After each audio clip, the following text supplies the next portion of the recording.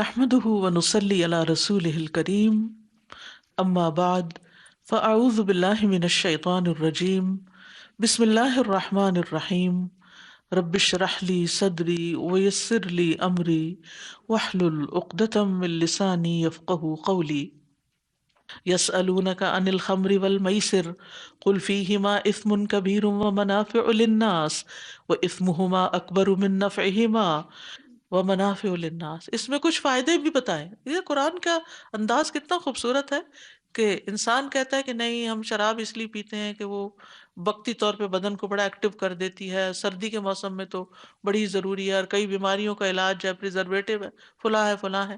ٹھیک ہے، اللہ تعالیٰ بتاتے ہیں ہاں ہیں کچھ فائدے، حتیٰ کہ اس کے بزنس اگر چل پڑے تو بہت زیادہ پروفیٹیبل بزنس ہے. اور اسی طرح جوئے میں اگر کٹھے پیسے کسی کو مل جائیں تو بہت فائدے ہیں، لیکن ان کے نقصان ان کے فائدے سے زیادہ ہے، اس لیے اس سے بچنے کی ضرورت ہے. اور سب سے بڑا نقصان آخرت کا نقصان ہے. وَيَسْأَلُونَكَ مَاذَا يُنْفِقُونَ، اور وہ سوال کرتے ہیں کہ وہ خرچ کیا کریں. قُلِ الْعَفْوَ، کہہ دیجیے عفو، یعنی جو آسان اور سہولت سے ہو اور دل پہ شاک نہ گزرے بہت، یعنی جسے آسانی سے کر سکو، یعنی زائد از ضرورت مال خرچ کرنے میں خیر ہے، کہ اتنا نہ دے انسان کہ وہ خود محتاج ہو جائے. جیسے وہ پیچھے میں نے حدیث سنائی ہے نا کہ وہ جو شخص نے پوچھا کہ میں کہاں خرچ کروں، تو سب سے پہلے ان پہ خرچ کرے جن پہ خرچ کرنا اس کی ذمہ داری ہے، ان کے نان نفقے کی ذمہ داری ہے، ان کو دے، ان کی ضروریات پوری کرے. پھر اس کے بعد یہ ہے کہ رشتہ داروں کو دے، یتیموں مسکینوں وغیرہ کو، جہاں جہاں جو ضرورت ہو. ٹھیک ہے، لیکن جو فرض ہے اسے چھوڑ کے نفل کی طرف جانا یہ درست نہیں ہے. اور پھر اتنا دے دینا کہ خود محتاج ہو جائے، انسان خود مانگنا شروع کر دے، یہ درست نہیں ہے. اور پھر یہ کہا کہ لعلکم تتفکرون فی الدنیا والآخرہ، دنیا اور آخرت کے معاملات میں. فی الدنیا والآخرۃ ویسألونک عن الیتامی قل اصلاح لہم خیر وان تخالطوہم فاخوانکم واللہ یعلم المفسد من المصلح ولو شاء اللہ لأعنتکم ان اللہ عزیز حکیم. دنیا اور آخرت کے معاملات میں، اور وہ آپ سے یتیموں کے بارے میں سوال کرتے ہیں. آپ کہہ دیجئے کہ اصلاح کرنا ان کے لیے بہتر ہے. اگر تم ان کو اپنے ساتھ شامل کر لو تو وہ تمہارے بھائی ہیں، اور اللہ جانتا ہے مفسد کو مصلح سے، اور اگر اللہ چاہتا تو تمہیں مشکل میں ڈال دیتا. بے شک اللہ بہت غالب خوب حکمت والا ہے. تو آیت کا جو پہلے چھوٹا سا حصہ ہے، اس سے یہ پتہ چلتا ہے کہ انسان کو اپنے دین کے اوپر عمل کرنے کے لیے عقل استعمال کرنی چاہیے. اب آپ سوچ رہے ہوں گے نا کہ وہ شراب کی بات ہوئی، پھر مال خرچ کرنے کی، اور پھر غور و فکر کی بات. تو غور و فکر وہی کرے گا نا جس کی عقل کام کرے گی. یعنی تمہیں معلوم ہو جائے گا جب تم دین کی باتوں میں غور کرو گے کہ اللہ کے احکام میں دنیا اور آخرت کے کتنے فائدے پوشیدہ ہیں، اور تم اپنی دنیا کی ضروریات بھی پوری کرنے کے لیے خرچ کرو گے اور اپنی آخرت کے لیے بھی کرو گے. کیونکہ دنیا تو بہرحال ایک دن ختم ہو ہی جانی ہے، اور آخرت کا گھر سامنے ہے، تو اس کو آباد کرنے کے لیے انسان فکر کرے. اور پھر ایک اور سوال آیا کہ یتیموں کے ساتھ کیسا سلوک کیا جائے. اصل میں اس سے پہلے ایک آیت اتر چکی تھی جس میں آیا جو ظلم کے ساتھ یتیموں کا مال کھاتے ہیں انہیں پیٹ میں آگ بھرتے. تو صحابہ بڑے پریشان ہوئے، جن کے گھروں میں یتیم تھے انہوں نے ان کا کھانا الگ کر دیا، پانی الگ، ہر چیز الگ. بڑی مشقت ہو گئی کہ ان کا زیادہ پکا لو تو خراب ہو تو ضائع ہوتا ہے، کم پکاؤ تو ان کے لیے پورا نہیں ہوتا، اور الگ الگ انڈیا پکاؤ، الگ الگ گروسری کرو، الگ الگ چیزیں لاؤ، تو بہت مشکل ہوگی. تو اللہ سبحانہ وتعالیٰ نے یہاں اس کی سہولت پیدا کر دی کہ اصل بات یہ ہے کہ ان کی اصلاح کے لیے جو چیز بہتر وہ کرو. ایک اصول دے دیا، قل اصلاح لکم خیر، ان کے بھلے، ان کے فائدے کے لیے اچھی نیت کے ساتھ جو کرو گے وہی اچھا ہے.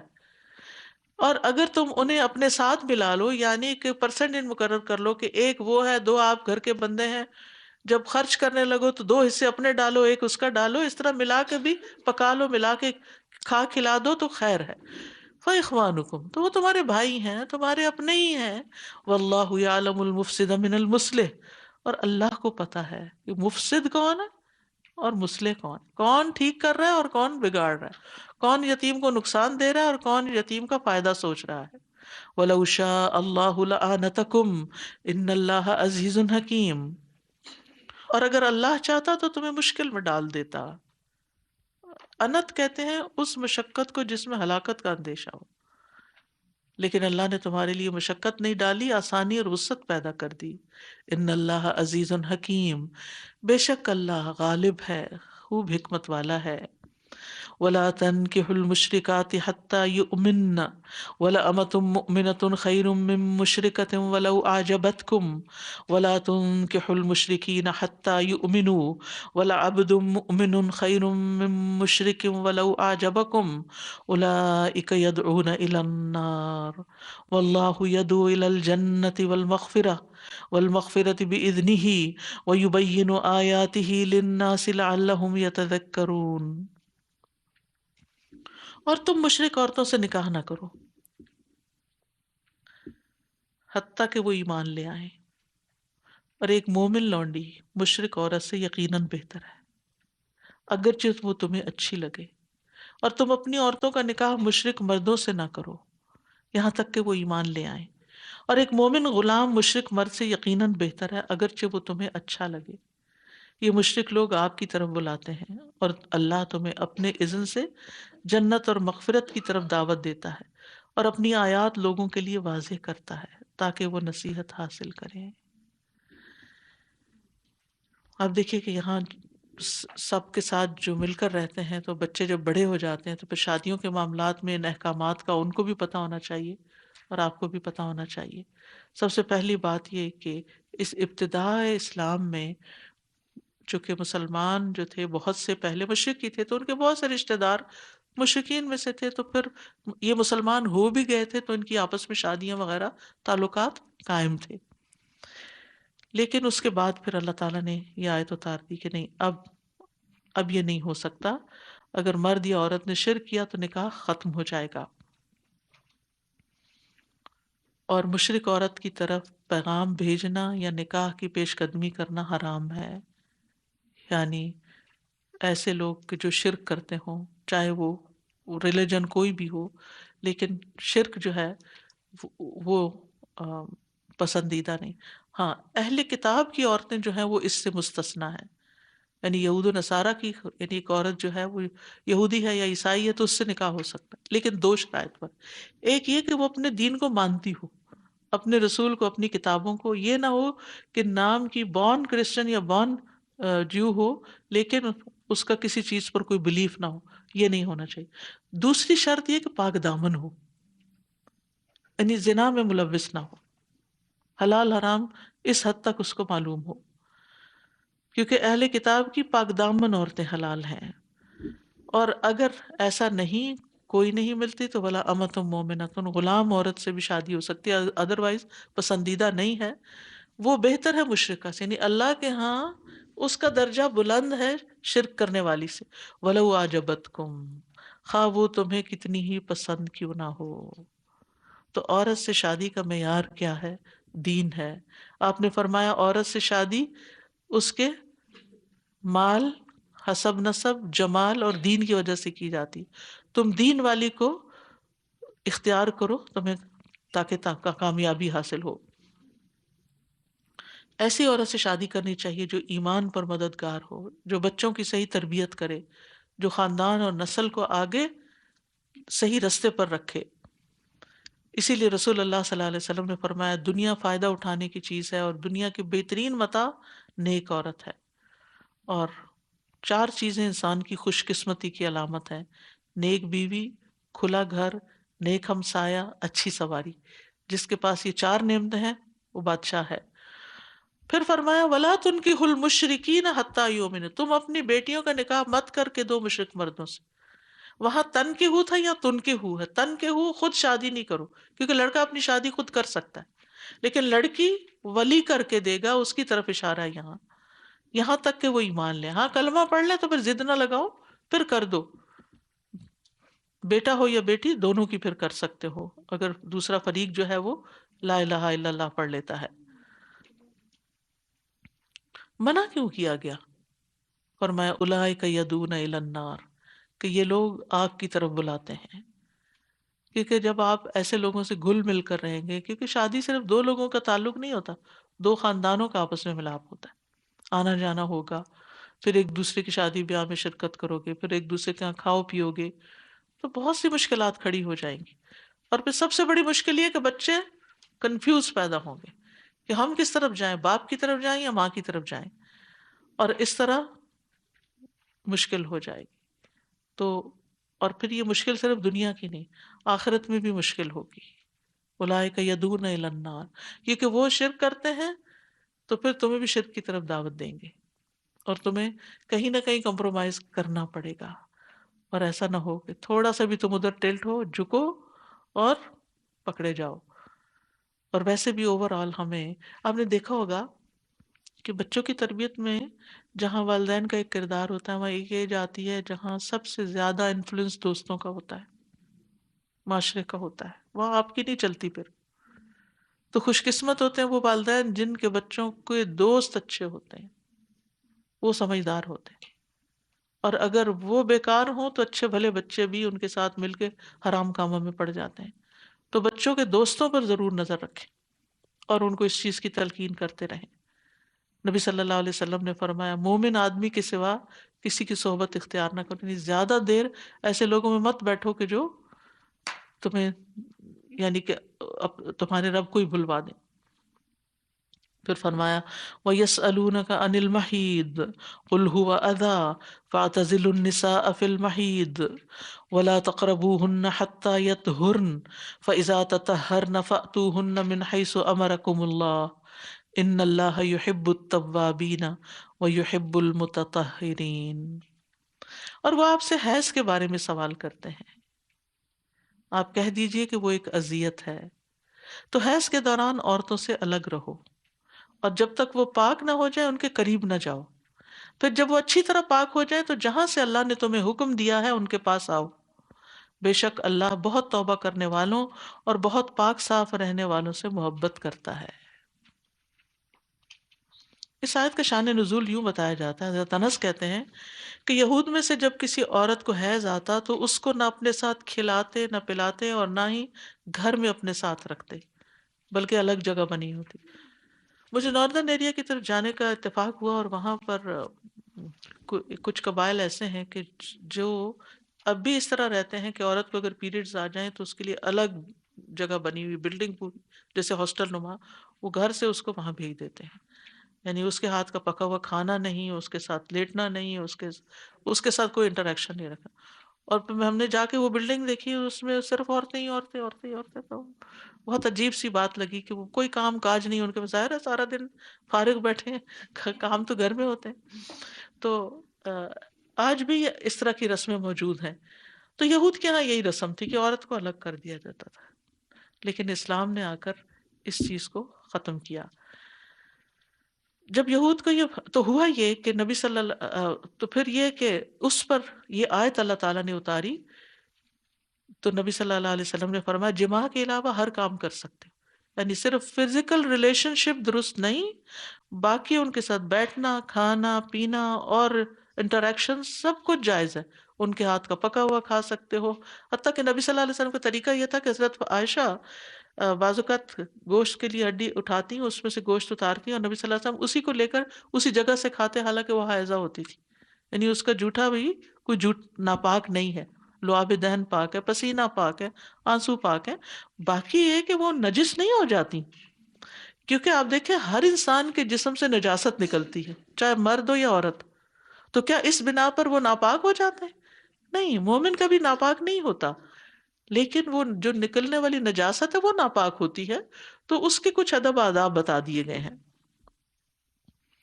تو حیض کے احکام کیا ہیں عورت کے لیے کہ اس میں عورت نماز چھوڑ دے گی، نماز کو نہیں دہرانا، لیکن روزے منع ہیں، مگر پاک ہونے کے بعد روزوں کی قضا دینا ضروری ہے.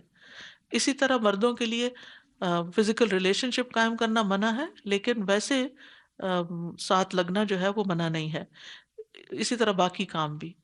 لیکن اگر کوئی مرد کسی عورت سے حیض کی حالت میں فزیکل ریلیشن شپ قائم کرتا ہے تو اس کے بارے میں حدیث میں آتا ہے، رسول اللہ صلی اللہ علیہ وسلم نے فرمایا جس نے حیض والی عورت سے مباشرت یعنی صحبت کی، یا عورت کی دبر میں مباشرت کی، یا کسی کاہن کے پاس گیا اور اس کی کہی ہوئی بات کو سچ مان لیا، تو اس نے محمد صلی اللہ علیہ وسلم پر نازل کی جانے والی چیز کے ساتھ کفر کیا.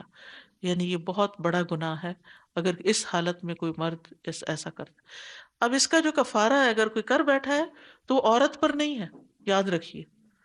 اگر رمضان میں کسی نے ایسا کوئی جرم کیا ہے تو وہ جو 2 مہینے مسلسل روزے رکھنے کا اگر ایک روزہ جان بوجھ کے توڑا، وہ مرد پہ ہے، عورت پہ نہیں ہے. کیونکہ عورت اس معاملے میں صرف تعاون کرنے والی ہوتی ہے، انیشیٹ کرنے والی نہیں ہوتی. لیکن اگر انیشیٹ عورت نہیں کی تو پھر عورت کے اوپر ذمہ داری ہوگی.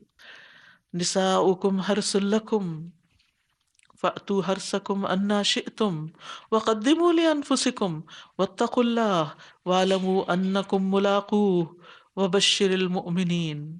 تمہاری عورتیں یعنی بیویاں تمہارے لیے کھیتی ہیں، تو تم اپنی کھیتی میں جس طرح چاہو آؤ اور اپنے نفسوں کے لیے نیک عمل آگے بھیجو، اور اللہ سے ڈرو اور جان لو کہ یقیناً تم اس سے ملاقات کرنے والے ہو، اور مومنوں کو خوشخبری دے دیجیے.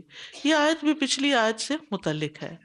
اب یہاں پر عورت کو ایک بہت قیمتی چیز بتایا گیا، اور خاص طور پر عورت کو اس لیے کھیت سے تشبیہ دی کہ کھیت بھی پروڈیوس کرتی ہے اور عورت بھی پروڈیوس کرتی ہے. اس میں کوئی برا ماننے والی بات نہیں ہے، کوئی بری مثال نہیں دی. آپ پوچھیں کسانوں سے، ان کو اپنی زمینیں کتنی پیاری ہوتی ہیں.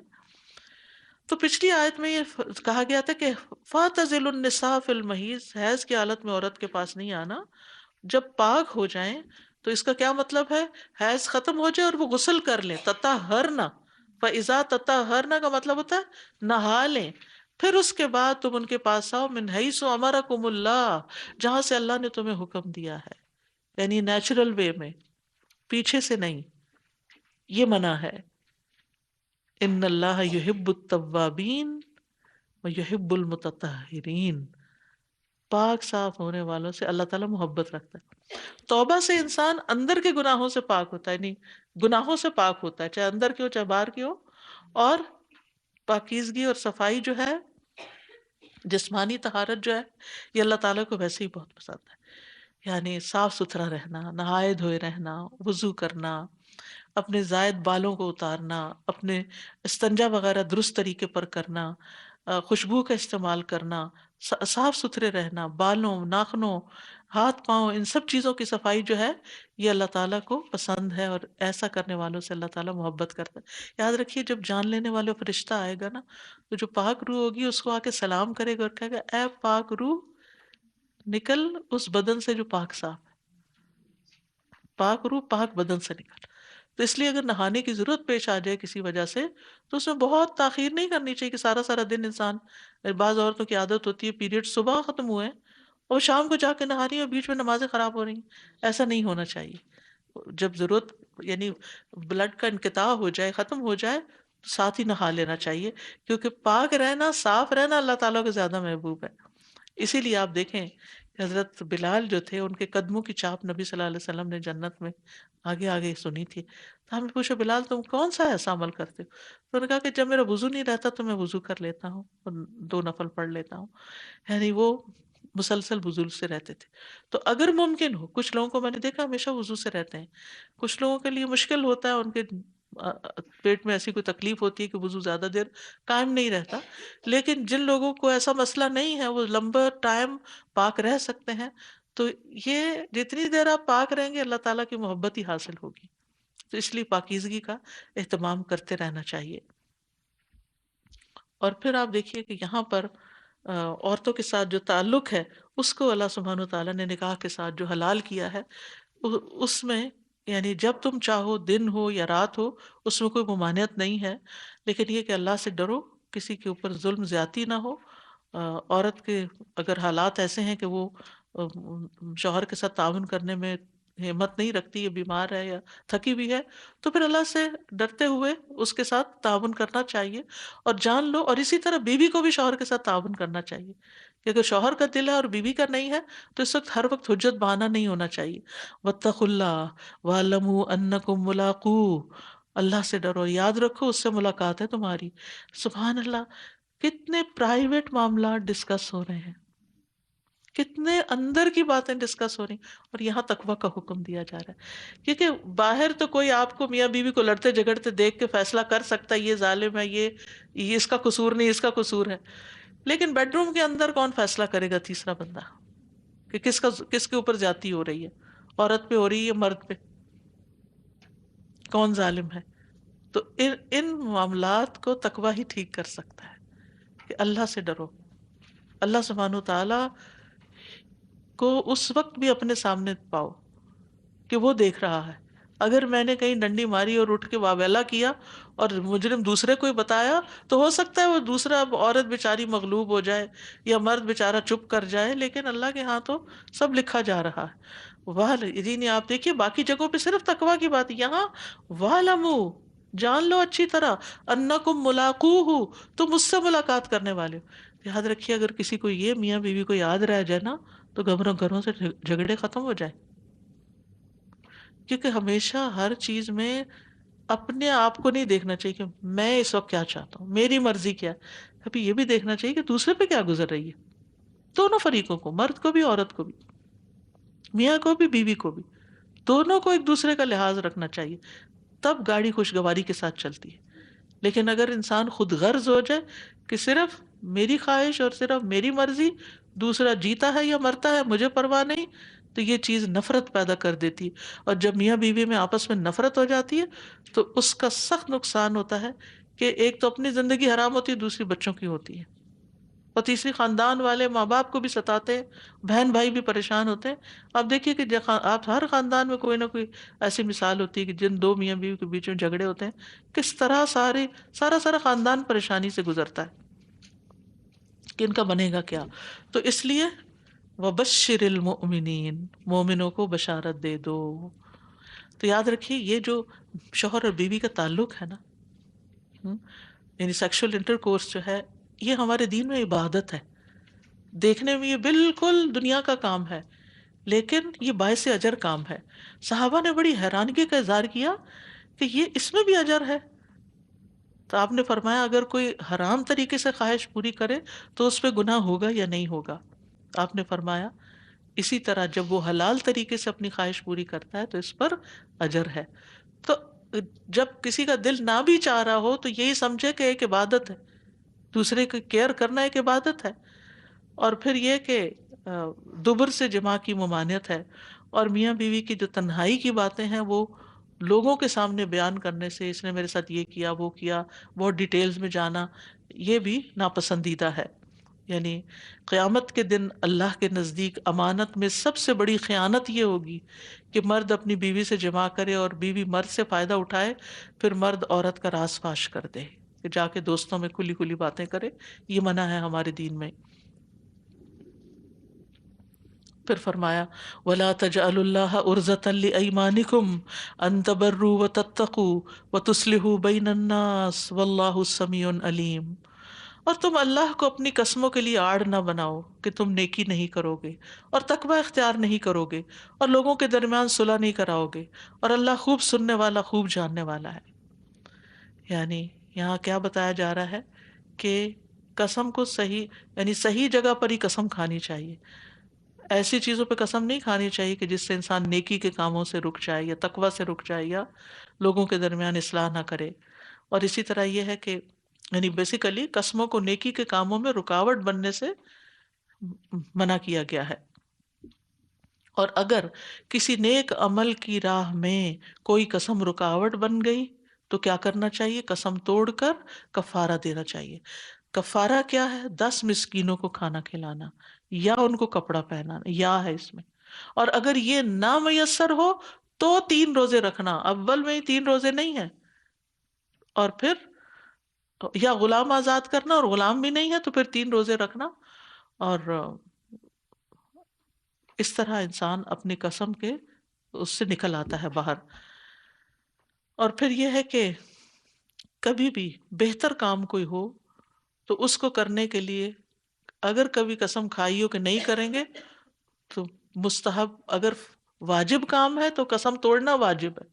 کوئی کہے میں قسم کھا رہا ہوں میں نہیں نماز پڑھوں گا آج کے بعد، نہیں، اس کو قسم توڑنا لازم ہے. کفارہ دے گا اور قسم توڑے گا. اور اگر کسی مستحب کام کے نہ کرنے پہ قسم کھائی ہے تو اس قسم کو توڑنا مستحب ہے، یعنی قسم توڑنے پہ ثواب ملے گا آپ کو. لیکن اگر بے وجہ قسم توڑ دی تو پھر اس پہ گناہ بھی بہت بڑا ہے. لا یؤاخذکم اللہ باللغو فی ایمانکم ولکن یؤاخذکم بما کسبت قلوبکم واللہ غفور حلیم. اللہ تمہاری قسموں میں سے لغو پر تمہارا مواخذہ نہیں کرے گا. یہ جو عادت ہوتی ہے واللہ باللہ، قسم سے یہ اس پہ نہیں پکڑ، لیکن وہ اس پہ مواخذہ کرے گا جو تم نے دل کے ارادے سے کیا، پکی قسم کھائی. اور اللہ بہت بخشنے والا اور بہت حلم والا ہے. تو قسم تین طرح کی ہوتی ہے. ایک لغو قسم ہوتی ہے جو ایسے ہی تکیہ کلام ہوتی ہے، اور دوسرے جو منعقد ہو جاتی ہے، اور تیسرے جھوٹی قسم. منعقد ہونے والی کے اوپر بات ہو چکی ہے کہ اس کو کیسے توڑ کے کفارہ دیا جائے، لیکن جو جھوٹی قسم ہوتی ہے یہ ڈبو دینے والی ہے. جھوٹی قسم کیا ہے کہ انسان کسی معاملے میں جو اس نے کسی کام کے بارے میں جو اس نے کیا ہو، قسم کھا کے کہ میں نے نہیں کیا، تو یہ جھوٹی قسم ہوگی. یہ سب سے پہلی جھوٹی قسم شیطان نے کھائی تھی جب آدم علیہ السلام کو آ کے کہا تھا کہ اللہ تعالیٰ تمہیں اس لیے منع کر رہا ہے اس درخت کا پھل کھانے سے کہ کہیں تم بادشاہ نہ بن جاؤ اور کہیں تم ہمیشہ رہنے والے نہ بن جاؤ، تو تم کھا لو تو دیکھو تمہارے کیا کیا تمہیں ملے گا.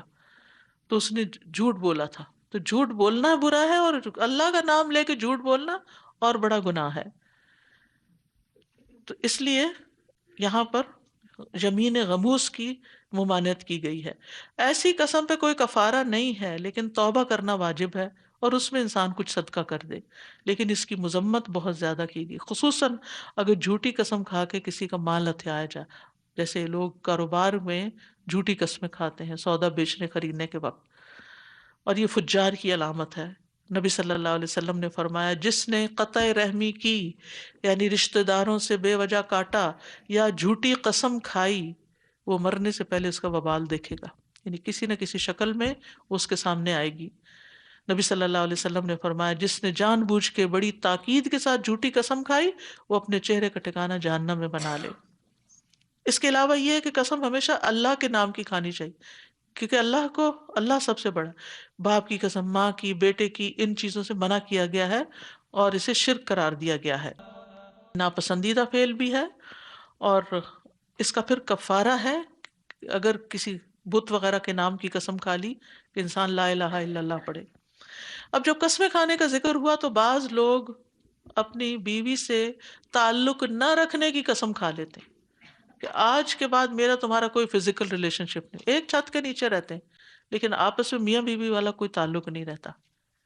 تو اس کے بارے میں فرمایا للذین یؤلون من نسائہم تربص اربعۃ اشہر فإن فاؤوا فإن اللہ غفور رحیم.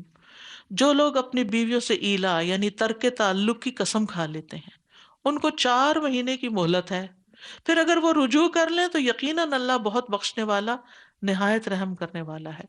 تو اس کو دین کی اصطلاح میں ایلا کہتے ہیں کہ انسان کوئی قسم کھا لے کہ میں 1 مہینہ تم سے جمع نہیں کروں گا. اس میں فزیکل ریلیشن شپ کے اوپر قسم کھانے والی بات ہے اصل میں. تو اگر اس مہینے کو وہ پورا کر لیتا ہے تو اس پہ کوئی کفارہ نہیں، لیکن اگر وہ اس سے پہلے توڑ دیتا ہے اور تعلق قائم کر لیتا ہے تو کفارہ دے دے گا. اور ایسی قسمیں توڑ ہی دینی چاہیے جو میاں بیوی کو جدا کرنے والی ہوں. لیکن اگر کسی نے بغیر کسی تعین کے قسم کھا لی کبھی نہیں کروں گا، تو اس کو حکم ہے کہ یا تو 4 مہینے تمہارے پاس مہلت ہے، یا تو اپنی قسم توڑو، کفارہ دو اور بیوی سے تعلق کرو، یا پھر تم اس کو طلاق دے دو. فَإِنْ عَزَمُوا الطَّلَاقَ فَإِنَّ اللَّهَ سَمِيعٌ عَلِيمٌ. اور اگر وہ طلاق دینے کا پختہ ارادہ کر لیں تو بے شک اللہ خوب سننے والا، خوب جاننے والا ہے. یعنی اللہ کو سب پتہ ہے. یہ کیا بات ہوئی کہ اللہ سننے والا، جاننے والا ہے؟ کیونکہ طلاق کے معاملے میں ایسے گپلے بہت سننے میں آتے ہیں، طلاق دے کے مکر جاتے ہیں، ہم نے تو نہیں کہا. تم بیوی کہتی ہے میں نے خود اپنے کانوں سے سنا ہے، میاں کہتا ہے میں نے نہیں دی. بہرحال وہ تو بات میاں ہی کی ہوگی، پکڑ اس کی پھر اللہ کے یہاں ہوگی، کیونکہ اللہ نے سن لیا اور اللہ خوب جانتا ہے کہ دونوں کے درمیان کیا چل رہا ہے، کون زیادتی کر رہا ہے. پھر ساتھ ہی فرمایا والمطلقات یتربصن بانفسهن 3 قروء ولا يحل لهن ان يكتمن ما خلق الله في ارحامهن ان كن يؤمن بالله واليوم الاخر. وبعولتهن احق بردهن في ذلك ان ارادوا اصلاحا وَلَهُنَّ مِثْلُ الَّذِي عَلَيْهِنَّ بِالْمَعْرُوفِ وَلِلرِّجَالِ عَلَيْهِنَّ دَرَجَةٌ وَاللَّهُ عَزِيزٌ حَکِيمٌ۔ اور طلاق یافتہ عورتیں 3 حیض آنے تک اپنے آپ کو انتظار میں رکھیں، یعنی شادی نہ کریں، عدت ہے ان کی۔ اور اگر وہ اللہ اور یوم آخرت پر ایمان رکھتی ہیں تو ان کے لیے یہ حلال نہیں کہ اللہ نے ان کے رحموں میں جو پیدا کیا ہے وہ اسے چھپائیں، کیونکہ حاملہ عورت کی عدت اس وقت تک ختم نہیں ہوگی جب تک بچہ پیدا نہ ہو جائے۔ تو عورت کہتی ہے کہ اس طرح تو میری شادی بڑی لیٹ ہو جائے گی، تو بہتر یہ ہے کہ میں چپ رہوں اور عدت مختصر کروں۔ اور ان کے شوہر اس دوران انہیں لوٹا لینے کے زیادہ حقدار ہیں، یعنی رجوع کرنا جس کو کہتے ہیں، اگر وہ اصلاح کا ارادہ کرتے ہوں، اگر وہ اصلاح کا ارادہ رکھتے ہیں۔ ستانے کے لیے واپس لے رہے ہیں تو بہت بڑا جرم ہے۔ اور ان عورتوں کے لیے معروف طریقے سے ویسے ہی حقوق ہیں جس طرح ان پر ذمہ داریاں ہیں، اور مردوں کا ان عورتوں پر ایک درجہ ہے، اور اللہ بہت زبردست، بہت حکمت والا ہے۔ تو یہاں مطلقہ کی عدت کے احکام بتا دیے گئے ہیں کہ اگر کسی عورت کو طلاق ہو جائے تو پھر اس کے بعد وہ کیا کرے؟ 3 مہینے تک، 3 پیریڈز تک انتظار کرے، دوسری شادی نہ کرے۔ اس دوران خالی نکاح بھی نہیں ہونا چاہیے، پرپوز بھی نہیں کرنا چاہیے، عدت گزرنے کا انتظار کرنا چاہیے۔ یعنی طلاق رجی ہو یا طلاق بائنہ ہو، رجی کا مطلب وہ پیریڈ جس میں رجوع ممکن ہو، اور بائنہ کا مطلب ہے جس میں رجوع نہیں ہو سکتا، دونوں میں عدت 3 حیض ہے۔ اور وہ متعلقہ عورتیں جن کی عدت 3 حیض نہیں، وہ کون سی ہیں؟ نمبر 1، حاملہ عورت۔ اگر اس کا حمل 4 دن بعد وہ بچہ جنم دیتی ہے تو 4 دن کے بعد عدت ختم ہو گئی، 5ویں دن وہ شادی کر سکتی ہے، یعنی قانونی طور پر۔ پھر اسی طرح ایسی متعلقہ جس کی صرف نکاح ہوا تھا، دونوں میاں بیوی اکٹھے نہیں ہوئے، الگ نہیں ہوئے، تنہائی میں کہیں اکٹھے نہیں ہوئے، مثلا لڑکی ایک ملک میں تھی، لڑکا دوسرے ملک میں، فون پر نکاح ہوا، پیپر ورک ہوا، سب کچھ ہوا، اور پھر امیگریشن نہیں ہوئی، لڑکی آ نہیں سکی، اب کتنا انتظار کرے، طلاق دے دی، تو اس لڑکی کے اوپر کوئی عدت نہیں ہے، وہ چاہے تو دوسرے دن بھی نکاح کر سکتی ہے۔ اسی طرح لونڈی کی عدت 2 حیض، اگر چنونیاں آج کل نہیں لیکن پتہ ہونا چاہیے، ان کی 2 مہینے کم ہے۔ اسی طرح جن کو حیض نہیں آتا، یا تو بہت عمر رسیدہ خواتین ہیں یا بچیاں ہیں جو ابھی بالغ ہی نہیں ہوئی، تو ان کی عدت 3 مہینے ہے۔ ویسے تو 3 حیض ہے، لیکن یہاں 3 لونر منتھس، لونر کیلنڈر کے، ٹھیک ہے۔ اور ان کے لیے حلال نہیں کہ وہ چھپائیں جو ان کے رحموں میں ہے، اگر وہ اللہ اور یوم آخرت پر ایمان رکھنے کا صرف احکام نہیں دیے گئے، ان کی امپلیمنٹیشن کے لیے ساتھ پیچھے موٹیویشن بھی ہے۔ یعنی عورت پر حمل ظاہر کرنا واجب ہے، لازم ہے، اور یہاں سے اور حمل ضائع کرنے کی ممانعت ہے۔ بعض عورتیں جن کو ارلی ٹائم میں اگر طلاق ہو جائے تو وہ کہتی ہیں میں اس مرد کا بچہ کہاں پیدا کروں گی اور کہاں سنبھالوں گی، بہتر ہے ضائع کر دوں، تو ضائع نہیں کر سکتے۔ اور پھر اللہ اور یوم آخرت پر ایمان کی کتنی اہمیت ہے، خاندانی زندگی کے احکامات کا بھی حساب ہوگا آخرت میں جا کے اگر کوئی چیز اللہ کی نافرمانی کی۔ وَبُعُولَتُهُنَّ أَحَقُّ بِرَدِّهِنَّ فِي ذَلِكَ إِنْ أَرَادُوا إِصْلَاحًا۔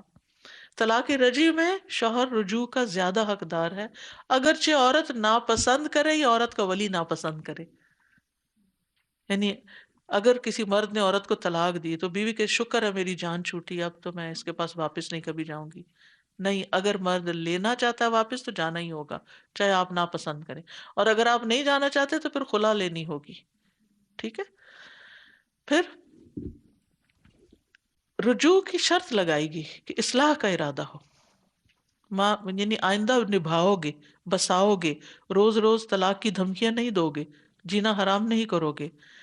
جس کی اصلاح کی نیت نہیں، پھر وہ رجوع کا حقدار بھی نہیں۔ جو عورت کو صرف تکلیف دینے کے لیے، لٹکانے کے لیے کہ کہیں اور شادی بھی نہ کر سکے، ذلیل کرنے کے لیے ایسا کرتا ہے تو پھر اللہ دیکھ رہا ہے۔ اور رجوع کی 2 قسمیں ہیں، عدت کے دوران رجوع کرنا اور عدت کے بعد رجوع کرنا۔ 3 مہینے کے اندر رجوع اور 3 مہینے کے بعد۔ اندر کر لیا تو کوئی دوبارہ نکاح نہیں، کچھ نہیں، بس نارملی واپس آ گئے.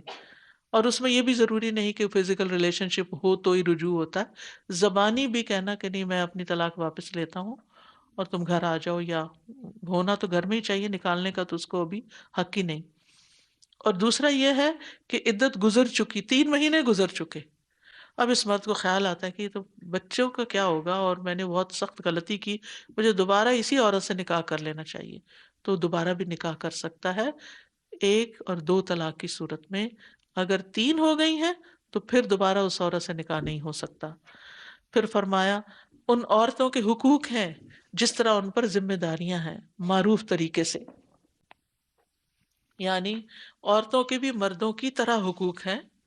نبی صلی اللہ علیہ وسلم نے فرمایا خبردار رہو، تمہارے حق تمہاری عورتوں پر ویسے ہی ہیں جیسے تمہاری عورتوں کے تم پر حقوق ہیں. تو تمہارا حق تمہاری عورتوں پر یہ ہے کہ وہ تمہارے بستروں پر ایسے آدمیوں کو نہ آنے دیں جن کو تم ناپسند کرتے. یعنی عورت کو خاص طور پر اس چیز کا خیال کرنا چاہیے کہ وہ اپنی عزت و عصمت کی حفاظت کرے. شک یعنی شک نہ ہو. شک والی جو زندگی ہوتی ہے نا ہسبینڈ وائف کے بیچ میں، بڑی اذیت والی زندگی ہوتی. تو عورت کو ہر اس چیز سے بچنا چاہیے، رکنا چاہیے کہ جس کی وجہ سے شوہر بد اعتمادی کا شکار ہو، اور اس چیز کو چھوڑ دینا چاہیے. پھر آپ نے فرمایا اور تمہارے گھروں میں ان کو نہ آنے دیں جن کو تم ناپسند کرتے ہو، کیونکہ بعض مردوں پہ شوہروں کو بہت غصہ آتا ہے، چاہے وہ قریب کے رشتے داری کیوں نہ ہو، تو بہتر ہے کہ ان کو روک دیا جائے. اور سن لو کہ ان کے تم پر یہ حقوق ہے کہ تم ان کو ان کا لباس اور ان کا کھانا مہیا کرو. ابن عباس کہتے ہیں میں پسند کرتا ہوں میں اپنی بیوی کے لیے بن سنور کے رہوں جیسا کہ میری بیوی پسند کرتی ہے کہ وہ میرے لیے بن سنور کے رہے. یہ بھی حقوق میں سے ہے، صاف ستھرا رہنا اور ایک دوسرے کا خیال رکھنا. نبی صلی اللہ علیہ وسلم گھر تشریف لاتے تھے تو کیا کرتے تھے؟ مسروق نے پوچھا حضرت عائشہ سے کیا کرتے تھے گھر آ کے؟ فرمایا کان فی محنت اہلی، وہ اپنے گھر والوں کے کام کاج میں ہاتھ بٹاتے تھے. اور آپ دیکھیے اس جیسے ملک میں جہاں اور کوئی ہیلپ نہیں ہوتی، تو اگر ہسبینڈ واپس آ کے صرف اخبار یا ٹی وی کے ساتھ ہی بیٹھ جائیں اور بیوی بھی کام سے واپس آ کے پھر مزید کام میں لگ جائے، تو یہ ناانصافی کی بات ہے. اس میں دونوں کو ایک دوسرے کے ساتھ تعاون کرنا چاہیے اور اس میں کوئی برائی نہیں. اگر ہمارے پیغمبر جھاڑو دے سکتے تھے، اگر وہ گھر کے کام میں مدد کر سکتے تھے، تو کیا ہمارے مردوں کے لیے اس میں کوئی آر کی بات ہے؟ اس میں کوئی بری بات نہیں ہے. حضرت داؤد کی تعریف کی گئی ہے کہ وہ اپنے ہاتھ کی محنت یعنی ہاتھ کی کمائی سے کھاتے تھے، یعنی ہاتھ سے کام کرنا، کوئی بھی اپنا ہو یا کسی کی کوئی خدمت ہو تو اس میں کوئی برائی کی بات نہیں ہے. لیکن ایک بات عورتوں کو یاد رکھنی چاہیے کہ مردوں کو اللہ نے ایک درجہ زیادہ دیا. اس کا یہ مطلب نہیں کہ ان کی نمازوں کا اجر زیادہ ہے یا ان کے روزے کا یا ان کی نیکیاں ان کو زیادہ ملیں گی، نہیں نہیں نہیں. ان ایمان میں، عبادات میں، اخلاق میں، ساری چیزوں میں وہ برابر ہے. جو نیکی کرے گا جتنی کرے گا اس کا درجہ اتنا ہی ہوگا. عورت نیکیوں میں آ گیا تو اس کا درجہ بلند ہوگا، اور اسی طرح مرد اگر آ گیا تو وہ. لیکن گھر کا جو یونٹ ہے یہ ایسے ہی ہے جیسے ایک مملکت ہوتی ہے، اور اس میں ایک بادشاہ ہے اور ایک ملکہ ہے. یعنی یہ نہیں ہو سکتا کہ دونوں ہی بادشاہ بن بیٹھیں. کسی بھی جگہ پر 2 لوگ ایک برابر اتھارٹی کے ہوتے ہیں تو پھر مشکل ہو جاتی. تو اللہ سبحانہ تعالیٰ نے اگر یہ رکھا ہے تو اس میں کوئی حکمت ہوگی. اس کو قبول کرنے میں بھی بڑے فائدے ہیں کہ انسان اگر یہ مان لے کہ ہاں مجھے رسپیکٹ دینی چاہیے، یا ایک اس کا ڈیسیژن فائنل ہے، تو اگرچہ گھر کے معاملات بھی مشورے سے طے ہوتے ہیں، لیکن یہاں پر شوہر کے حقوق کی اہمیت بتائی گئی ہے، اور اس پر انسان اگر توجہ کرتا ہے تو اسی میں ہی فائدہ ہے. آج کے لیے اتنا ہی کافی ہے. وآخر دعوانا ان الحمد للہ رب العالمین. سبحانک اللہم وبحمدک، اشہد ان لا الہ الا انت، استغفرک واتوب الیک. السلام علیکم ورحمۃ اللہ وبرکاتہ.